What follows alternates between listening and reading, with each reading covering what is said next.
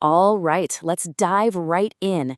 Today, we're talking about one of the most vital and honestly, most overlooked jobs in the entire aviation industry, the aircraft marshaller.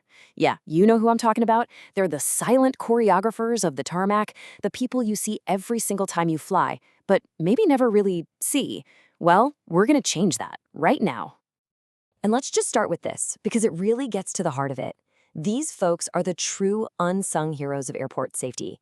Every single flight, every single day, depends on their absolute precision to connect these massive, multi-ton aircraft to the terminal, often with just inches to spare. So the source for all this is a really fantastic article by Rob Kennedy. It's just one of over 30 that he's done in his AvGeek in Residence series, which is all about shining a light on these crucial but often invisible jobs in aviation. And the whole point here isn't just to explain what they do, it's to open your eyes to these real-world career paths you might have never even thought of. So what does an aircraft marshaller actually do out there? I mean, from the terminal window, it just looks like they're waving some glowing sticks around, right? But it's so much more than that. It's a precise, silent language that's understood all over the world.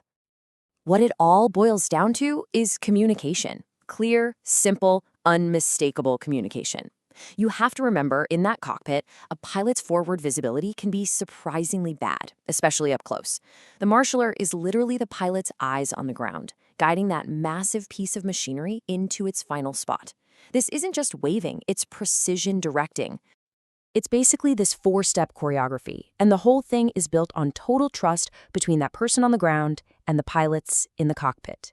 You guide it in from the taxiway, you get it perfectly aligned, you make sure it doesn't hit any of the ground equipment, and then you give that single, critical stop signal. Okay, so marshalling your average regional jet, that's one thing. But what happens when you're guiding one of the biggest planes on the planet, like a 747 or an A380? Well, that's when the challenge gets a whole lot bigger. 25 feet. Think about that for a second. On a jumbo jet like the Boeing 747, the cockpit can be sitting 25 feet up in the air. That's like trying to parallel park a car while the driver is sitting on a balcony 2.5 stories up. And, as you can imagine, that height completely changes the game. For a smaller jet, hey, the pilot and marshaller can pretty much make eye contact. But with these giants, nope. The marshaller is up on a raised platform, and even then the pilot might not have a direct line of sight at all. It shifts from seeing to believing. The whole maneuver is based purely on trust.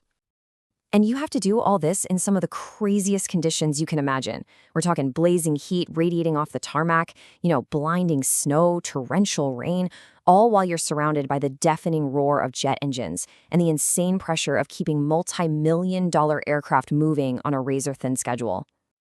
Okay, so maybe this is sounding kind of cool. You might be wondering, what does it actually take to get a job like this?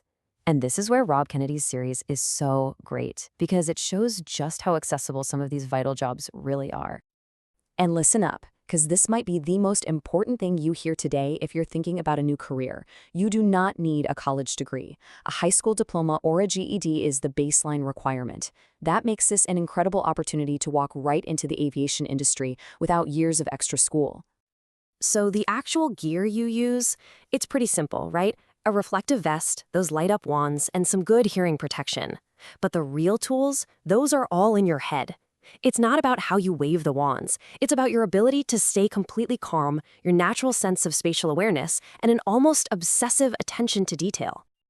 And let me be clear, this is not a dead-end job. Not at all. Think of it more like a launch pad. You can start as a marshaller, but from there you can move up to a supervisor, become a safety trainer, or branch out into other critical operations like de-icing or cargo. It's a real pathway to a long-term career. So let's bring this all back home, back to you. Reading through Rob's article, it's pretty clear this role isn't for just anybody. But for the right person, it could be an absolutely perfect fit. So let's find out. Could that person be you? First question for you. Do you like getting your hands dirty? Are you someone who would rather be in the middle of the action than sitting behind a desk? Because this job is the polar opposite of an office job. You're part of a huge, coordinated team making it all happen. Okay, next up. How do you feel about the great outdoors?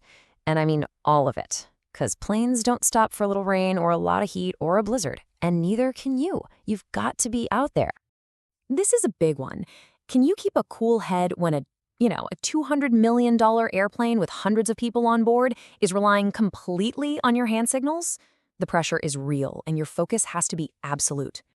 And last but not least, are you just looking for a paycheck, or are you looking for a real career?